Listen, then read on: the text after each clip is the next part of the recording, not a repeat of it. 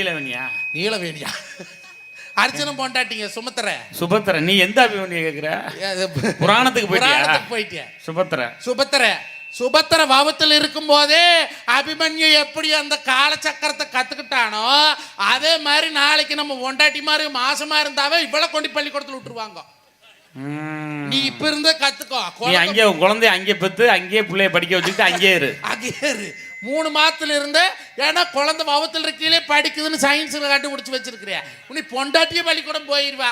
ஏ பார் apple B bar boil அங்க போய் கொஞ்சம் சொல்லிட்டு இருப்பா.